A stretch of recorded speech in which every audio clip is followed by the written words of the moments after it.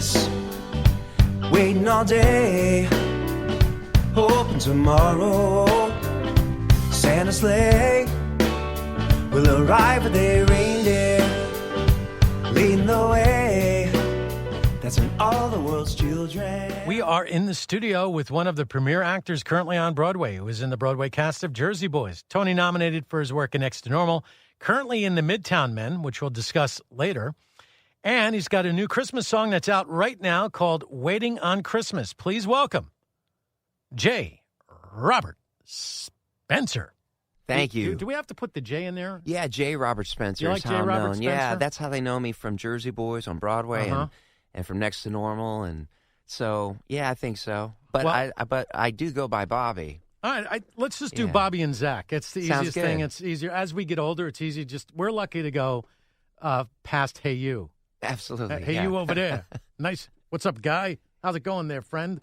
Hey, buddy. Zach's such a great name, by the way, too. It's easy to remember, but you also get caught easier. Who did it? Zach. Oh, okay. You had to sit there like, I guess it was me. But we got this new single, Waiting for Christmas. Waiting on Christmas. Waiting on Christmas. Yeah. Sorry about that. No problem. And it is one of my favorite, and I'm not kidding, one of my favorite Christmas songs that I've heard in quite a while. What I really like about it, Bobby, is that it's your own creation. And before we talk about Waiting on Christmas, right, I just want to air my grievances. Let's pretend this is Festivus. For the most part, I feel a lot of the artists that do these Christmas records are just pulling from material because they want to make a quick buck, and they just are using the same old, same old. At least, if you put some effort into it, make something new, I admire that. Now, if you made a couple of new songs and then put some standards on it that you cover, fine. But I really think it's, to me, artistically cheating when you just do a complete album of Christmas standards where White Christmas and, Rudolph the Red-Nosed Reindeer, songs that you can easily remember, Jingle Bells.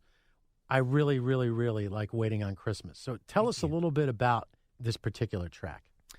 Well, I think that a lot of what most of what you said is very much like how my family is feeling towards the holiday music. And my son at the moment is 12 and a half, and my daughter is 11. And 2 years ago, we were listening to Christmas music, listening, of course, to the favorites that I loved growing up through my mom and dad. Because, when you're a parent, your music from your childhood is going to become the music of your kids' childhood. Mm-hmm. And that's what Christmas has been, whether it's Bing Crosby or Rosemary Clooney or Nat King Cole. Even the newer ones that we enjoy, like the Michael Bublé album, the Harry Connick Jr. style of Christmas songs, that has that old school vibe that just connects. I don't know, there's something about that sound that connects to home instantly, connects to Christmas instantly. And we were feeling the same if we were hearing newer artists play this older material. Not everybody, and I'm not saying that those artists and their versions of or their take of those Christmas classics weren't any good. They just weren't speaking to us personally. Mm-hmm.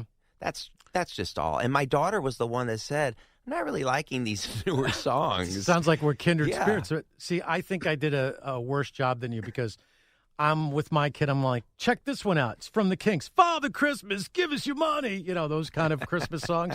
Because I don't know about you, but they start now this 24 hours of Christmas in September. Yeah. Now they've sort of changed it to maybe right around Thanksgiving up until Christmas. That's what we do. We start on Thanksgiving, we go to Christmas. Well, that's okay. It's better than what it used to be. But you can see where you want to drive your car into a tree after a while because it's the same old stuff.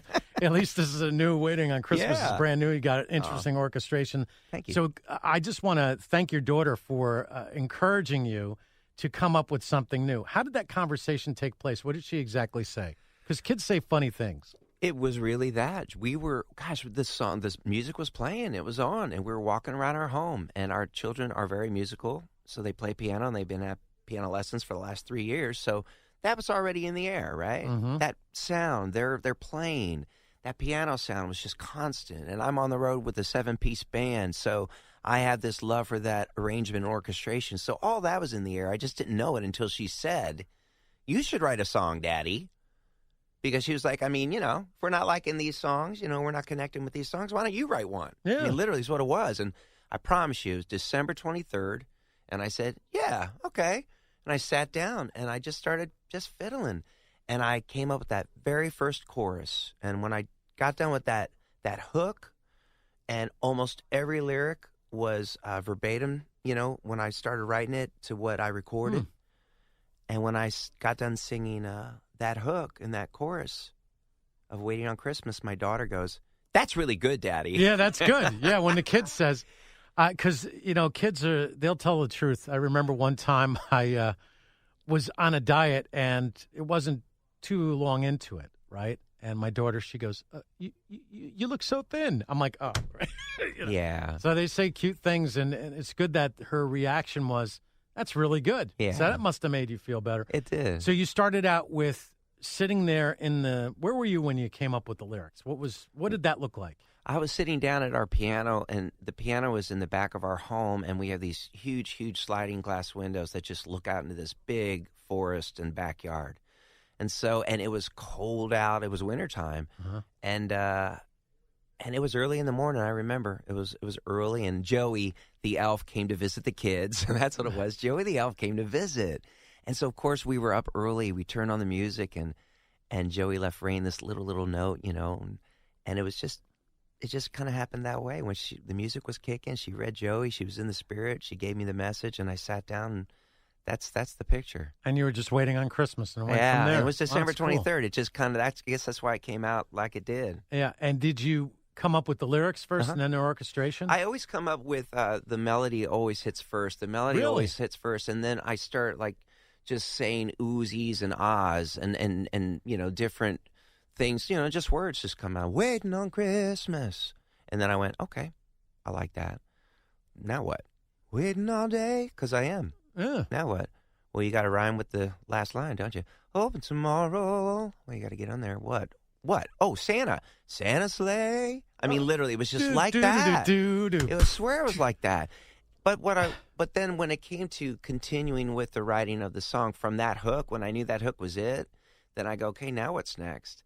And I really wanted to, and I did my best to convey the visualization, that storyboard of Grandma and Grandpa driving up that drive, snow angels, Santa, reindeer, children's choir, What about the TV shows that you watch that time of year? Did they inspire you? Oh, absolutely. Which one? Oh, well, when you go back to Bing Crosby and David Bowie, the classic Drummer Boy off of Bing's show. Boy, I can remember. That one makes you cry, right? Yeah. Seeing it when it was on TV in the moment with my sisters and my mom and dad. That was when I was around 7 or 8 years old, when I really started remembering everything was around 7. Those were my memories, and it was so thick. And, of course, it was Andy Williams or the Osmonds, man. Oh, it's just so much.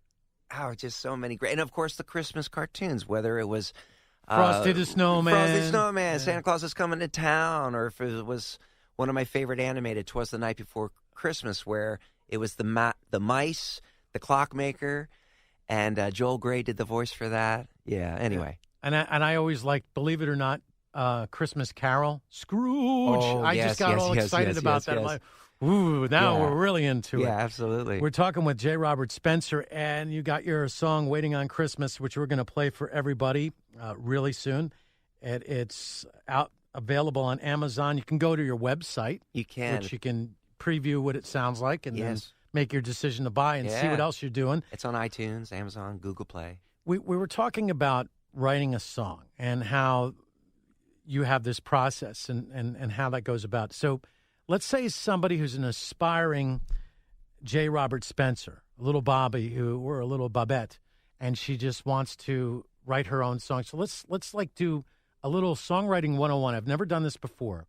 Explain what the parts of the song, because some people don't know what a refrain and a verse is. And you'll hear this used as part of the nomenclature. And just a couple of quick tips about how to write songs. Because I think, as far as Broadway songs go, I believe I can write a Broadway musical about just about any subject. Right? Think about sitting at that microphone with Jimmy.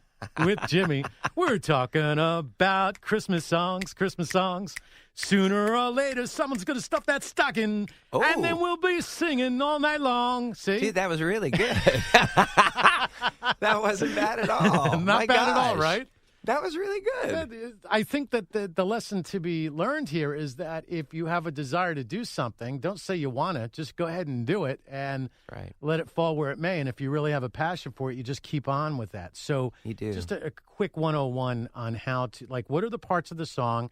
And we just did a sample or an example for people. But, if you were to be a professor in front of a class, bunch of little kids in front of you right now, they're waiting on Christmas. And the teacher goes, can you tell us how you can write a song, how we can all write songs? Sure, I'll explain my process and how it's always worked for me. And it always is going to work for that individual and that individual artistic, vibe that they have inside. For me, it has always been the hook. I've always found the chorus first. And I have never meant for it to happen that way. And again, I never go into a song. I never have the lyrics prepared. I never look at it, lyrics and go, I'm going to write a song to that. Everything comes out at once, whether I'm on the guitar or whether I'm just walking down the street. In fact, when my wife and I were getting married, I had to write our vows. And I was fumbling around and just fumbling with what I was going to say. And I went walking our dog, and all of a sudden, it came to me in a song. And I ran home, and I wrote our vows, and I wrote, I vow until the summer starts to fade away. I vow until the fall falls down. I vow until the winter night's no longer cold. I vow until the spring sprung out. And all of that was conveying seasons, longevity, age, forever. And that was the hook combined with the verse. That's just a crazy moment of, that's really not a standard song. I'm doing that hook within the context of a verse and chorus together. But most structured songs, as we know, it's the verse, bridge, and chorus. And certainly that's how Waiting on Christmas is structured. You got the verse, you got that chorus that opens the song. Waiting on Christmas, waiting all day, hoping tomorrow Santa's sleigh will arrive with 8 reindeer leading the way. That's when all the world's children are going to say. And then we got to lead into the next, which is, the next storyboard of the verse. And we do. But then you're thinking, okay, now I got to get a bridge. You got to switch up the music now. You can't stay in this same mode, right? That's where the bridge comes in and elevates the song to the next level that you need. And then, again, you got to slam back to that hook that you want everybody singing in their car driving home. You want everyone singing when they're shopping for their Christmas, presents, and you want it when they're opening presents on Christmas Day. And like my friends have said, and my dear friend Adam, who is an extraordinary musician himself and who helped do the design cover art for Waiting on Christmas, said to me the first day he heard it, he said, "I like it. It's sticky." And I said, sticky? I've never heard that before. Yeah, it sticks and in he here. said, yeah, it sticks in your head. And I went, oh, of course. But I hope that explained a little bit of the process. And I can understand certainly getting a song stuck in my head, but it's a good kind of getting stuck as opposed to like Barney the dinosaur getting stuck. Those Barney songs. Now somebody listens and goes, oh, I wish he wouldn't have said that. Yeah. It's a beautiful day in the neighborhood. You'll have that stuck in your head as well. Well, what a song to have in your head. Yeah, right? I mean, I find that most of the great songs that we've listened to growing up were written in about 5 to 15 minutes tops. Absolutely. I can give you like an example. Paranoid by Black Sabbath, which has nothing to do with Christmas, but a great song. 2 minutes and 57 seconds or thereabouts. They took a lunch break, went to the bar, had a couple of burgers and beers, came back and finished the song. Wow. 15 minutes. I know. That's all it took. Follow You, Follow Me by Genesis was another one. Mike Rutherford was in here. He goes, it took 5 minutes to write. I just listened to that yesterday. Yeah, so these, when you hear the story behind it, it's just mind-blowing. Love it. When it only takes 5 to 10 minutes. I'm like, you got to be kidding me. Because some people take a lifetime to get that masterpiece, whereas, I think some of the best songs, we didn't think about it too much. Who are some of your favorite lyricists and artists that you listen to that you just say to yourself, wow, I wish I would have thought of that one? Thank you for bringing that up because, I mean, come on, it started with Lennon and McCartney when I was a kid growing up. and my yellow station wagon with the wood paneling when we were driving. It's my dad's business. We had to drive from state to state to state to state. Wow. Moved around a lot as a kid, and there was a lot of 8-track stereo and a lot of car radio. And it was, I was born in 69, so this was a lot of driving around in the 70s. We were always listening to classic rock, and it was always the 70s that was booming on the radio driving down the highway. So it was Lennon and McCartney, for sure. And then I can honestly say later on down the line, when I was discovering my own musical, devices and things that I was clicking to, it really started with the Canadian trio Rush. Oh, wow. All right. No, yeah. really, when No, I no, heard that's good. Tom Sawyer, Yeah. that's why I started playing drums. I looked at my mom.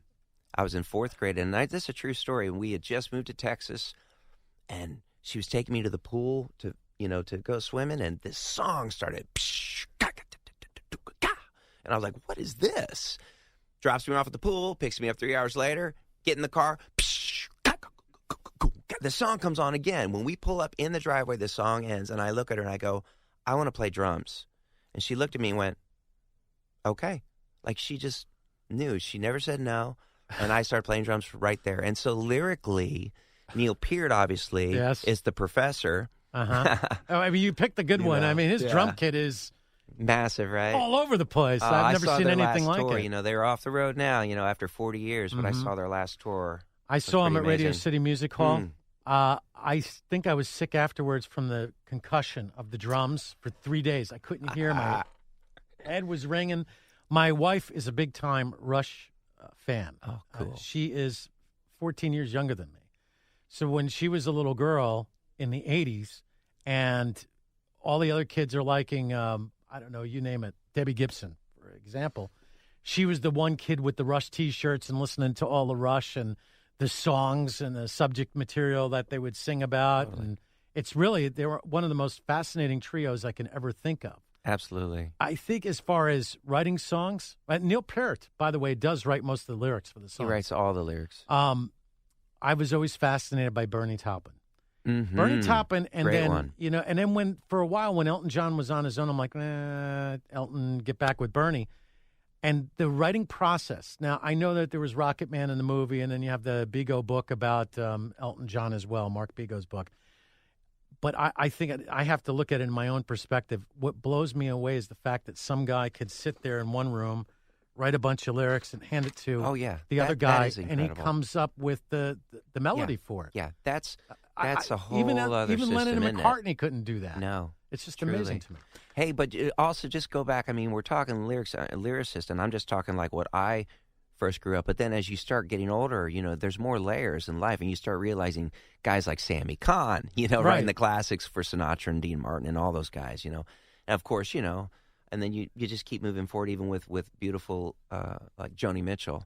Like her amazing work over the years. So I don't know. I have so many influences on all ends of the spectrum when it comes to lyricists. And it's amazing what kids bring to the table that they discover on their own. My daughter, for instance, she likes the Del Vikings, a song called Flat Tire. I'm like, wow, what did you hear of this one? And she likes these, I would say, car type of tunes, or these road tunes. Love it. And it has to do with Cars, the movie. And if you go to California Adventure, they play all of this kind of highway songs. So you're hearing about Route 66, which is an amazing song.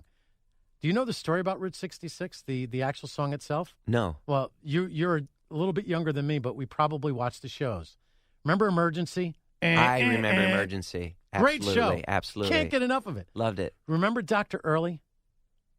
Dr. Early was the guy with the white hair. He was the guy with the white hair. Right, the guy with the white hair. Yes. His real name is Bobby Troop. Okay, He was actually off-screen married to Dixie, who is whatever her name is, Linda. Well, I forget her name. Right? I can see this. I can see. They're this. married off-screen, but she has a romantic interest with Dr. Brackett in the very beginning, which is really funny to me. He actually wrote. I wish I could remember Dixie's name. It's like on the top of my tongue, but I can't. He wrote Route 66. And Dixie was also a singer. She was married to Jack Webb and then divorced, and then she got remarried to Bobby Troop. So there we are watching Emergency, and one of the early things, Bobby Troop is at the piano making a song about Dr. Brackett, and then through a series of events, I found out, wow, he wrote that, and amazing. And then, wow, they were married and all of these oh wows. And my daughter, she like opened up a whole new world as far as music to me because I've been a rock jock my whole life. So I really didn't get too interested in some of those late 50s type of oldie acts because I have to concentrate on this over here. Right. But I like what kids bring to the table. Again, back to your kids, inspiring you to write this song, "Waiting on Christmas," which is fantastic. We're gonna definitely play it. Before we do that, we're with J. Robert Spencer. You're also a Broadway type of guy, and out of all of the performers, out of all the artists that I can think of, if you were to ask me, hey, Zach, would you rather be in the movies, on TV, or a Broadway star? I'd pick Broadway star because I think Broadway stars are the most talented of the bunch. And the physicality, they're also usually the more, I would say, closest to a professional athlete to me. True. So tell us how you ended up on Broadway. Not waiting for the phone to ring, for That's one thing. Good advice. I have a great story I'm going to tell. Terrence Mann, famous Broadway star, won the Tony Award for Rum Tum Tugger and Cats, right? He's a little older than I am, but he is one of those iconic guys on Broadway, and he still just kills it whenever he's in a show.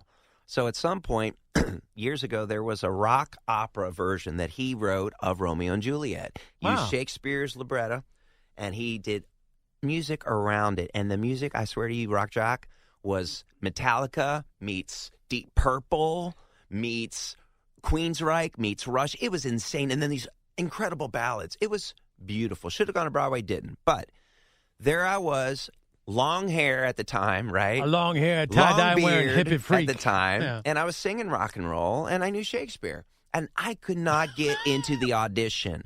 So I even crashed the audition, and the casting director still wouldn't let me in. So I waited for 4 hours at the end of the hallway all day.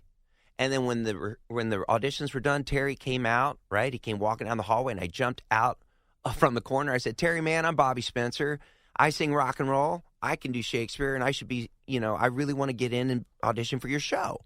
And he said, "You come in tomorrow at 12 noon, all right? I'll put your name on the list." Now we're in the elevator together, and he says, "Bobby," he says, "I really respect what you're doing." He said, "You know why?" He said, "When I was, roughly your age, I wanted to go in for Cats, and they wouldn't see me, so I flew to London and crashed the audition and got the role of Rum Tum Tugger." Awesome. And so that's my beginning friendship with Terry Mann, and it started with an inspiring story of waiting at the end of the hallway to audition for something, So it ended up leading my life to my first Broadway show was Sideshow. I met my wife in that show. I worked with Alice Ripley in that show, and who later on I worked with in Next to Normal. She and I got nominated together for Tony Awards for playing husband and wife together. And in between that, I was cast as Nick Massey in Jersey Boys in the original cast. But prior to all of that stuff, I was always working in New York as an artist doing workshops of this new musical or that new play or that new musical or that new play. I was on the road, did a rock concert version of Tommy, or did Finian's Rainbow that was Broadway bound and then ran out of money and never made it. So there was all these hills and valleys that I was going through. And in the time that all that was going on, I was in the subway with my acoustic playing guitar, collecting unemployment checks in between, and people throwing money in my guitar case at the time. So were you ever on Wagon Train? No. And you laugh because you know what I'm talking about. I do. Everybody was on Wagon Train, even Ronald Reagan. I watched this like, wow, who's going to be on next? I know why my daughter watches it. She's 19. That one character is always taking his shirt off at one point. I know that's why she does it. But, yeah. So what was some of your early acting gigs? How early? Like childhood early? All right, good. You were a childhood actor? I was in fourth grade. That was the start of it all, and not only drumming, but the huge auditorium said one day the teacher was holding auditions, and she said, "We're holding auditions. Who wants to audition?" It was like 300 kids in this auditorium, and I raised my hand, and I got the role of Alligator in Really Rosie, and that was the start of it all. And then I started modeling, and then I started, doing commercials there in Texas, and anyway, it just led to this journey that I'm on now. Yeah. It's fantastic. You're also part of the Jersey Boys, Next to Normal, as you said. And now you're in the Midtown Men. Yeah. Tell us a little bit about that. We've been touring. We formed this corporation, the four original Jersey Boys.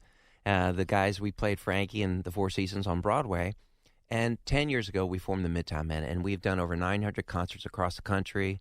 We've gone to China, Italy, We've opened for Bruno Mars at this gentleman's birthday party in Napa Valley. All right. I Well, mean, there you crazy go. Yeah, gigs that's like good that. stuff. Crazy. Yeah. But Performing Arts Centers, symphony halls, and we're called the Midtown Men, and we do Mamas and the Papas, the Turtles, the Zombies, the Nice. Rascals, the Monkees, the Beatles, the Beach Boys, and, of course, Frankie and the Four Seasons. Got to throw some kinks in there. Early kinks. I'm I not know. talking about Hey, Father tell Christmas. Me, man. I've been telling everybody. You really got Sunny me. afternoon. No one listens to How about me. that one? I That's got a a good big one. fat mama trying to put the squeeze on me. Hey. And my daughter would play that for her mom. I'm like, oh my gosh, so don't play Sunny Afternoon for your mother. My daughter loves, actually, When I'm 64. That's one of Will her. you still need me? Will you still feed me? When we I'm were traveling 64? across country on a vacation, my kids were still, young kids. Rain and Getty both. Getty, we named our son Getty after Getty Lee. Okay. There you go. So that's all right. I know Rain- a guy, he named his kid Jet after the New York Jets. Yes. But Rain kept saying, Daddy, will you turn on that Beatles song again, please, When I'm 64? I mean, there's something about the arrangement, the whole, woods and the arrangement. She just connected with it so well. I don't ever think we'll ever see another Beatles. No way. There's just no way. I mean, who knows what the future will bring. But I do appreciate the fact, and we talked about this off the air. I want to thank you for sharing a little bit of your faith with you because it's so important. I deal with a lot of people who are in the entertainment industry, and I think a lot of their problems could be avoided if they invested a little bit in spiritual development so that they wouldn't go down the wrong path to begin with. So I appreciate you for sharing that with you. Thank you. With Me us. too. Now, how can anybody get a hold of you to check out what you're up to? You got your website.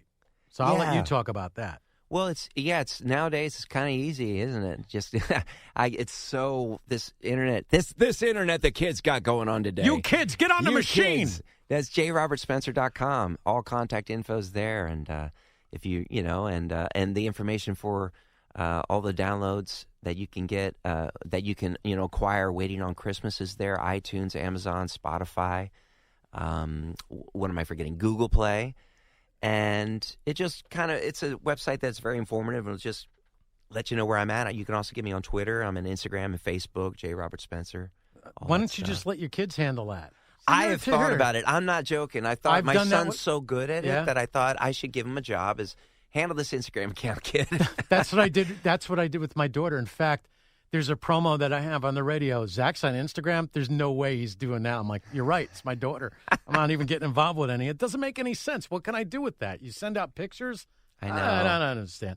Here's a little fact about you before we go. And we got to actually spend a little time on the making of the song and the kids that are involved. This is really important. Yeah, it is. You went to Shenandoah University, which means that's off of 81, right? You're right. Virginia. Winchester, Virginia. One of the most amazing areas of the country. Every beautiful. time I'd ride through there on my way to a NASCAR race in Martinsville. Yeah. With, unbeknownst to me, on the way back, transporting moonshine that somebody put in my trunk, apple pie and, blueberry. Yeah, crazy. Some old lady in Martinsville over the hill supplies the whole. Well, I shouldn't talk about it. That's awesome. Yeah, I better not talk about Listen to that. Yeah, but how about that? If I'm like, love that story. why did you let him put the moonshine in the back of the car? She goes, what's wrong with that? I go, if I get pulled over, That's why. I'm going to go to prison forever. They think I'm transporting illegal, Anyway, it's part of our culture to be able to make your own stuff. You're just not supposed to distribute it. You're not supposed to distribute That's it. all. No.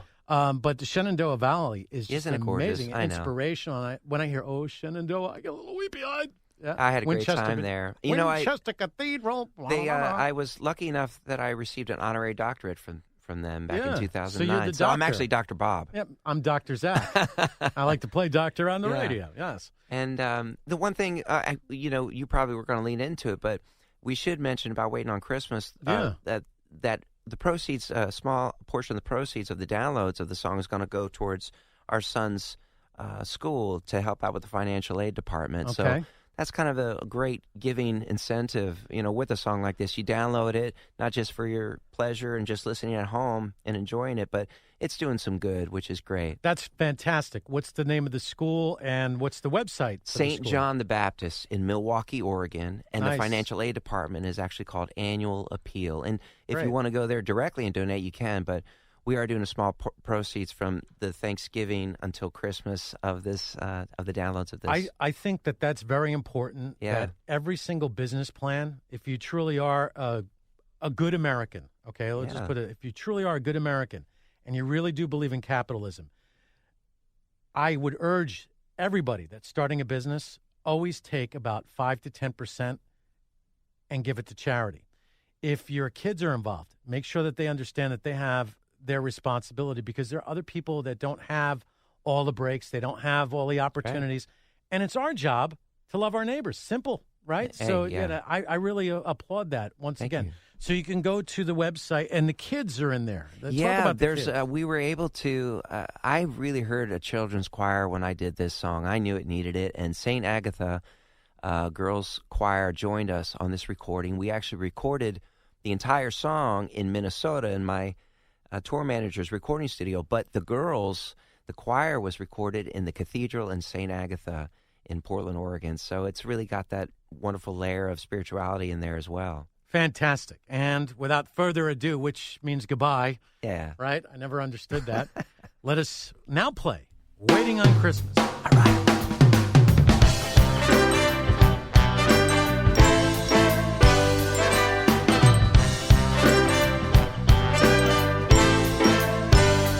Waiting on Christmas, waiting all day, hoping tomorrow Santa's sleigh will arrive with a reindeer leading the way. That's when all the world's children are gonna say, waiting on Christmas, wish it were time to start opening presents, start drinking wine, seeing Grandma and Grandpa driving up the drive as we celebrate Christmas, as we celebrate life. Oh, Christmas always brings us together, 'cause we all feel the love of the same. Oh, laying on the snow, making angels so real, patient all fly away. Oh, bringing us peace and joy and a couple of toys to play. Faith, love, and hope, and Happy New Year. While we're waiting on Christmas, waiting all day, hoping tomorrow Santa's sleigh will arrive with a reindeer leading the way. That's when all the world's children are gonna say, till then we're waiting on it. I'm waiting on Christmas.